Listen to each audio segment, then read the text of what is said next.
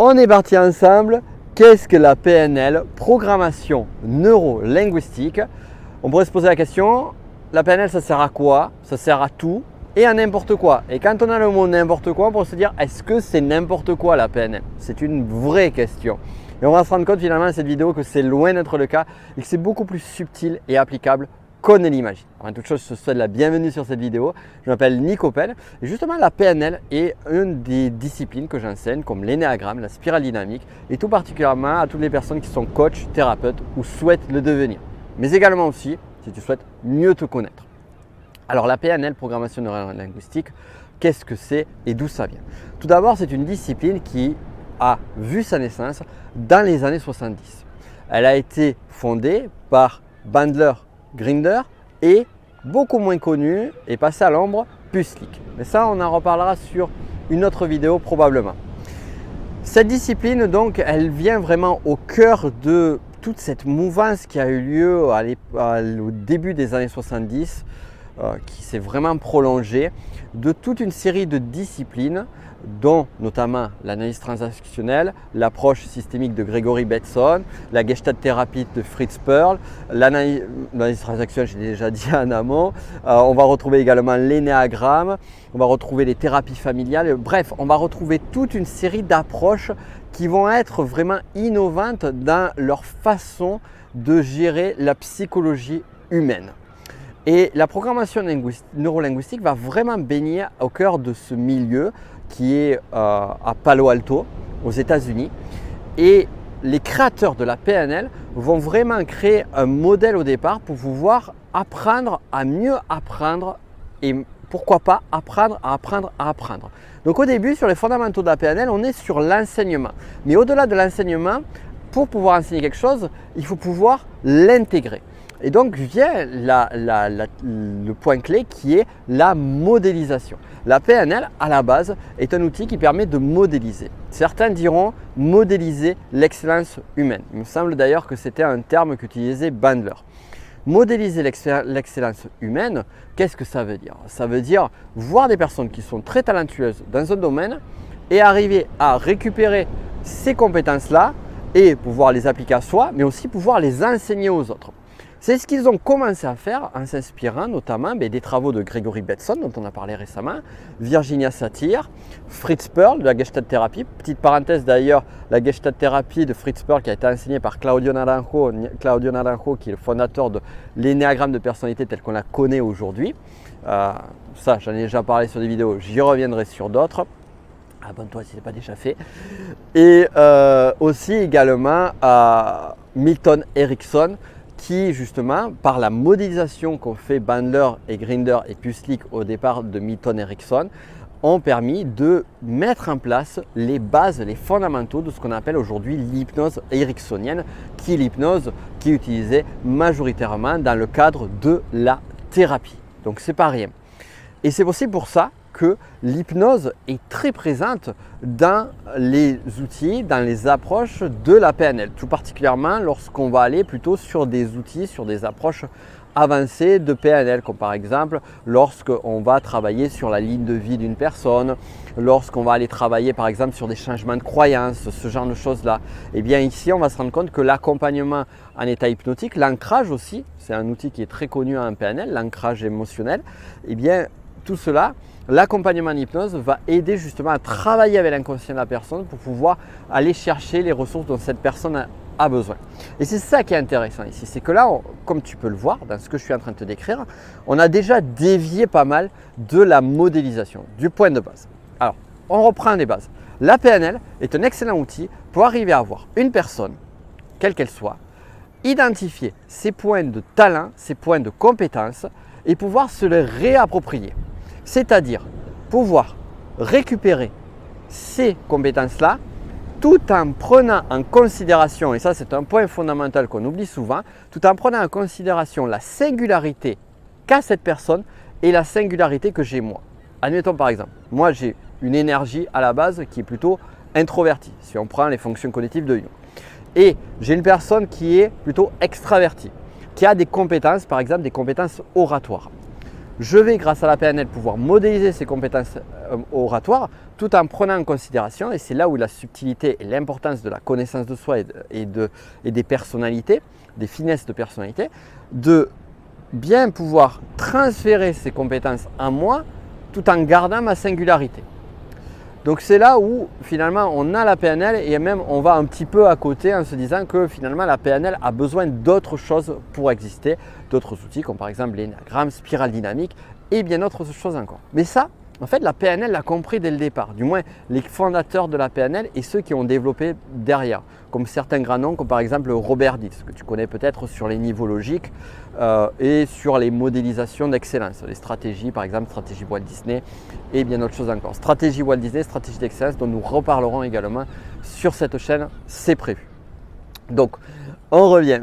Robert Dilts, typiquement, lui, ce qu'il a fait, c'est qu'il a identifié des personnes très brillantes, Walt Disney, Léonard de Vinci, Nikola Tesla. Il n'y a pas grand chose à dire sur ces personnes-là, sur certaines de leurs compétences. On peut prendre également le personnage d'Arthur Conan Doyle, Sherlock Holmes. Et donc, il s'est intéressé à ces points d'excellence et voir comment est-ce qu'on peut arriver à les identifier et pouvoir se les approprier. Quels sont les modèles qui sont en place. Donc, la PNL arrive à créer des modèles très facilement. Mais parmi ces modèles-là, ils se sont rendus compte que, ils sont assez puissants et il y en a certains qui peuvent permettre, qui nous amènent à certains fondamentaux. Comme par exemple la gestion émotionnelle au travers des ancrages, comme par exemple la communication avec l'inconscient au travers du langage hypnotique et au travers de bien d'autres outils qui sont présents à l'intérieur de la PNL. On a également une grande notion d'objectif qui, on va dire en termes de spirale dynamique, est très axée sur le niveau orange de la spirale dynamique, qui est très en lien avec, on va dire, les courants et les phénomènes de société de cette époque-là et qui sont encore présents aujourd'hui. Donc on va avoir toute une batterie d'outils, toute une batterie de méthodologies qui vont être déjà applicables, c'est-à-dire des modélisations qui ont déjà été faites et qui vont être réapplicables. Et à partir de ça, donc à quoi sert la PNL? Eh bien, on en revient au point de départ, à tout et n'importe quoi.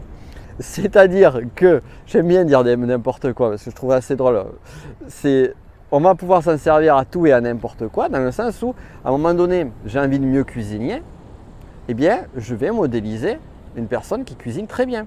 De même, je peux essayer d'identifier les moments dans ma vie où j'ai bien cuisiné et me les réapproprier.